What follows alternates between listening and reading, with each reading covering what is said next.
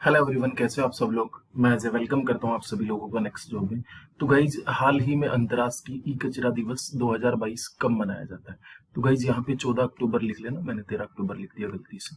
14 अक्टूबर को बनाया जाता है, ठीक है ना गाइज। तो 14 अक्टूबर को ही क्या बनाया जाता है भाई साहब, विश्व मानक दिवस। क्या बनाया जाता है, विश्व मानक दिवस। विश्व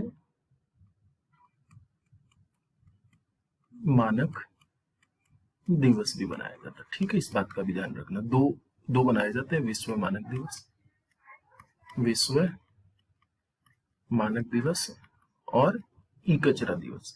ई कचरा दिवस की थीम क्या थी, ई कचरा दिवस की जो थीम थी वो क्या थी, recycle it all know matter how small, ठीक है ना।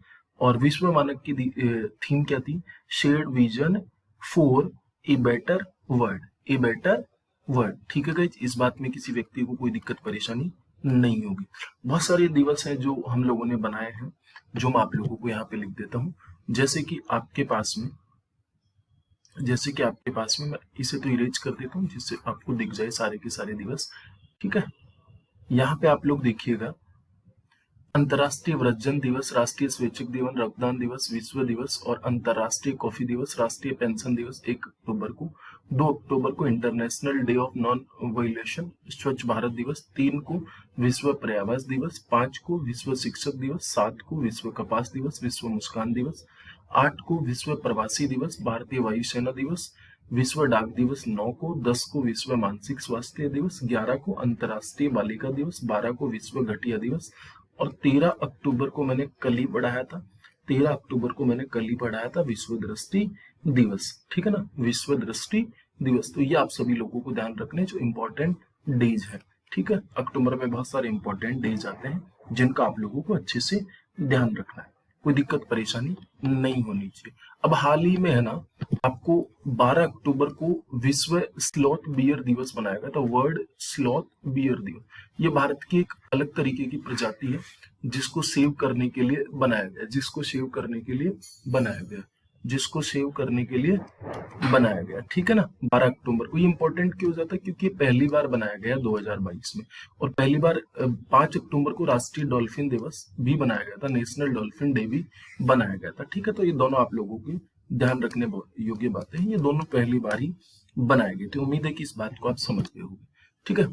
अक्टूबर 2022 में आयोजित होने वाली संयुक्त बहुराष्ट्रीय समुद्री अभ्यास IBSAMR 7 में कौन सा देश शामिल नहीं है। सबसे पहले तो इसका मेजबानी कौन कर रहा है, मालदीव कर रहा है। इसकी मेजबानी कौन कर रहा है, मालदीव कर रहा है। और इसमें कौन सा देश शामिल नहीं है, बांग्लादेश। तो आपके पास में जो यहाँ आई का मतलब इंडिया, बी का मतलब ब्राजील, SA का मतलब साउथ अफ्रीका, ठीक है ना भाई साहब। तो इस बात का ध्यान रख लेना आप लोग, इस बात में किसी व्यक्ति को कोई दिक्कत परेशानी नहीं है। अब जैसे कुछ एक्सरसाइज रिलेट कर सकते हो, जैसे उदारीकरण शक्ति, उदार शक्ति परीक्षा, उदार शक्ति अभ्यास किसके बीच में हुआ था, मलेशिया के बीच में हुआ था। वज्र प्रहार, वज्र प्रहार एक एक्सरसाइज हुई थी, वज्र प्रहार एक एक्सरसाइज हुई थी, कहाँ पे हुई थी, हिमाचल प्रदेश के बकलौल में हुई थी।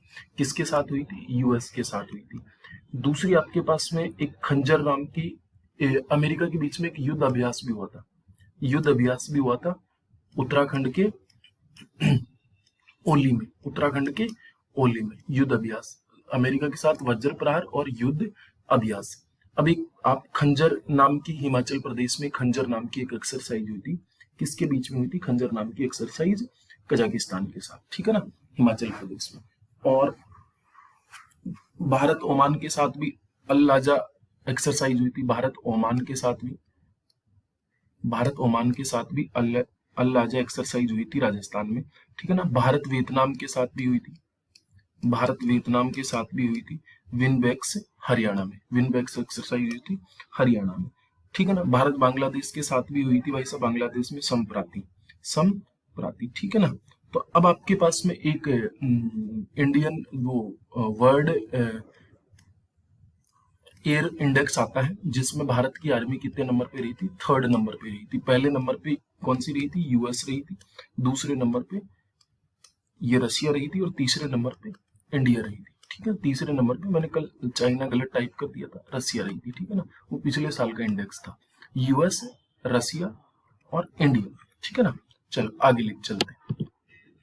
अक्टूबर 2022 में राष्ट्रीय कोयला सम्मेलन और प्रदर्शनी 2022 का आयोजन किया गया। National coal convection and expedition 2022 has been organised in October 2022। तो भाई साहब कहाँ पे किया गया? नई दिल्ली में आयोजित किया गया। कहाँ पे आयोजित किया गया? नई दिल्ली में आयोजित किया गया। इस बात में आप किसी व्यक्ति को कोई दिक्कत परेशानी नहीं? अच्छा, आप मुझे एक बात बताइए, कोयला से आपको एक बात याद आ रही होगी, आपके पास में सबसे अच्छा कोयला कौन सा है? सबसे अच्छा कोयला कौन सा है? सबसे अच्छा कोयला कौन सा है? अच्छा कोयला कौन सा है, कोई बता सकता है? सबसे पहले तो कार्बन की मात्रा उसमें ज्यादा हो, धुआं कम आता हो, धुआं कम होता हो, दहन क्षमता अधिक हो। तो सबसे अच्छा जो कोयला है वो कौन सा है? एंथ्रेसाइट। कौन सा है? एंथ्रेसाइट। उसके बाद में 2 नंबर पे कौन सा कोयला है?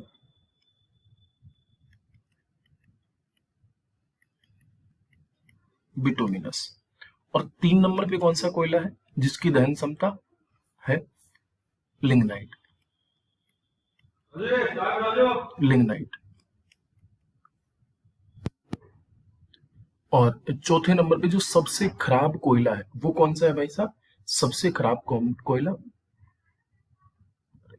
ये कहाँ गया? आजा भाई साहब, पीट। अच्छा, भारत में प्रचुर मात्रा में कौन से प्रकार का कोयला पाया जाता है? ये अल्फाबेट ऑर्डर से आप याद रख सकते हो, ए, बी, एल और पी। देखना अल्फाबेट ऑर्डर में याद करोगे तो आपको याद हो जाएंगे। सबसे अच्छी दहन क्षमता, सबसे अधिक कार्बन किसमें पाया जाता है? एंथ्रेसाइड में। बिटुमिनस में 2nd नंबर पे, लिग्नाइट में 3rd नंबर पे, पीट में 4 नंबर पे। ठीक है ना। सबसे अधिक कोयले की मात्रा भारत में बिटुमिनस की पाई जाती है। किसकी पाई जाती है? बिटुमिनस की पाई जाती है। ठीक है ना। और 4 मई को कोयला खनिज दिवस बनाया जाता है। 4 मई को क्या बनाया जाता है? 4 मई को कोयला खनिज दिवस बनाया जाता है। अब आप मुझे एक बात बताइए, उच्च राख कोयला गैसीकरण मेथनॉल उत्पादन संयंत्र हैदराबाद में स्थापित किया था। हैदराबाद में स्थापित किया गया। उच्च राख कोयला गैसीकरण आधारित मेथनॉल उत्पादन संयंत्र हैदराबाद में। अच्छा, विश्व का काला प्रदेश कौन है? विश्व का काला प्रदेश कौन सा है? विश्व का काला प्रदेश है रूर क्षेत्र। रूर क्षेत्र कहां पे स्थित है? ये जर्मनी में। कहां पे स्थित है? ये जर्मनी में। अब आपके पास में कोयले से और रिलेट कर सकते हो। भारत का सर्वाधिक कोयला कौन सा पाया जाता है? बिटुमिनस। ये तो मैंने आपको बता ही दिया। भारत का रूर क्षेत्र कहा जाता है? भारत का रूर क्षेत्र कहा जाता है, ठीक है, तो दामोदर नदी घाटी। दामोदर, दामोदर नदी घाटी, नदी घाटी, ठीक है ना। ये विश्व का। और झारखंड में धनबाद भी कोयले प्रदेश के नाम से जाना जाता है। इसे भी आप याद रख लेना, ठीक है। इस बात में कोई दिक्कत परेशानी हो तो आप मुझे बता दो, ठीक है। सबसे अच्छे कोयले की बात होगी एंथ्रेसाइट। भारत में सबसे ज्यादा बिटुमिनस पाया जाता है और ये दहन क्षमता में 2 नंबर पे। इसमें कार्बन की मात्रा, इसमें कितने 94 से 98% तक की कार्बन होती है, ठीक है ना। एंथ्रेसाइड में सबसे अच्छा कोयला यही होता है। ये ऑर्डर के हिसाब से, अल्फाबेट के हिसाब से आप लोग याद रख लेना। चलो अगली बात पे चल लेते हैं। 13 से 16 अक्टूबर 2022 को किस राज्य में ग्लोबल एडवेंचर सपोर्ट तमाशा मेघ कयास फेस्टिवल आयोजित किया गया? तो भाई साहब सबसे पहले इसमें देखो मेगा, तो मेघालय में। मेघालय में। अब कयास का मतलब क्या होता है? नाव। नाव का मतलब ये नदी में होगा। कौन सी नदी में होगा भाई साहब? ये कौन सी नदी में होगा? तो आप मुझे बता सकते हो कौन सी नदी में? उमटेव नदी में। उमटेव नदी में, ठीक है। ये उमटेव नदी है ना, प्रदूषण रहित व्हाइट रिवर के नाम से जानी जाती है। व्हाइट रिवर के नाम से जानी जाती है। इसमें 20 देश भाग ले रहे हैं, जिसमें नौकायान हो गया, मतलब वो प्रदूषित रहित होने चाहिए, ऐसे खेल इसमें शामिल किए गए हैं, ठीक है ना। और आपके पास में सबसे ज्यादा, अब आप मुझे एक बात बताओ, सबसे ज्यादा बारिश कहाँ पे होती है? सबसे ज्यादा बारिश कहाँ पे होती है बताइए, आप कमेंट बॉक्स में कमेंट करके दे दीजिए, ठीक है? या फिर आप, मैं बता देता हूँ कहाँ पे होती है। मासेन राम में सर्वाधिक वर्षा होती है। ये कौन सी पहाड़ियों के बीच में है या कौन सी पहाड़ी के नीचे? मासेन राम कौन सी पहाड़ी के नीचे है? ठीक है, खासी की पहाड़ियों के नीचे, खासी की पहाड़ियों के नीचे, इस बात का भी ध्यान रख लेना, ठीक है? आगे चलते हैं। अब देखना, देश के अगले चीफ जस्टिस, ये मैंने आपको पहले बता दिया, डीवाई चंद्रचूड़। भारतीय डेटा सुरक्षा परिषद के नए सीईओ विनय गोड़ से राष्ट्रीय आपदा प्रबंधक के निर्देशक मृणाली श्रीवास्तव, ये मैंने कल भी बताया था, ठीक है? इसकी स्थापना कब होती है हमारे भारत में? 27 सितंबर 2006 को होती है, 2006 को होती है। और ध्यान रखना, राष्ट्रीय आपदा प्रबंधक के जो अध्यक्ष होते हैं ना, प्रधानमंत्री जी खुद होते हैं, प्रधानमंत्री जी खुद होते हैं। तो अब आप मुझे एक बात बताओ, मुझे एक बात बताओ, पीएम किस किस के अध्यक्ष होते हैं? पीएम किस किस के अध्यक्ष होते हैं? तो किस किस के होते हैं? नीति आयोग के अध्यक्ष होते हैं। अच्छा, इसमें जो ये भारतीय आपदा प्राधिकरण है, इसमें कितने मेंबर होते हैं ये बताइए मुझे। इसमें कितने मेंबर होते हैं भाई साहब? 9 मेंबर होते हैं, ठीक है ना? अभी इसकी नई निर्देशक मृणाली श्रीवास्तव को बनाया गया है, इस बात का आपको ध्यान रखना। तो पीएम किस किस के अध्यक्ष होते हैं? नीति आयोग के होते हैं, अंतरराष्ट्रीय परिषद के होते हैं, और सीएसआईआर के होते हैं, सीएसआईआर के होते हैं। और एक किसके होते हैं? एनडीएमए के, ठीक है ना? इसके आपदा नेशनल, ठीक है ना, इसके आपदा प्रबंधक प्राधिकरण के अध्यक्ष होते हैं। आगे चलते हैं। हाल ही में किस देश ने महात्मा गांधी के जीवन और संदेश को समर्पित करते हुए पहला संग्रहालय खोला गया? तो अमेरिका में खोला गया। कहाँ पे खोला गया भाई साहब? अमेरिका में खोला गया। इस बात को आप अच्छे से ध्यान रख लेना, ठीक है ना? न्यू जर्सी एक स्थान है अमेरिका में, वहां पे खोला गया, ठीक है ना? तो आपको कोई दिक्कत परेशानी, इसमें महात्मा गांधी के उपदेशों के बारे में जानकारी मिलेगी, ठीक है?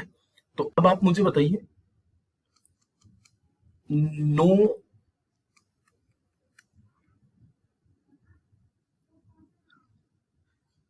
प्रवासी भारतीय दिवस कब मनाया जाता है?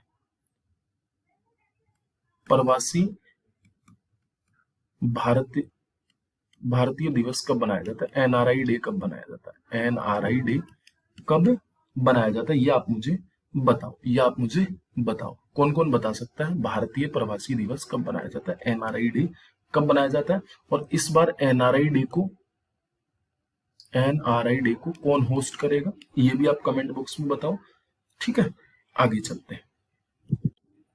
आगे इतना ही है, वक्त पूरा हो गया, ये आप मुझे कमेंट बॉक्स में बता दोगे, ठीक है? Bye bye, take care and love. मिलते हैं अगली क्लास में।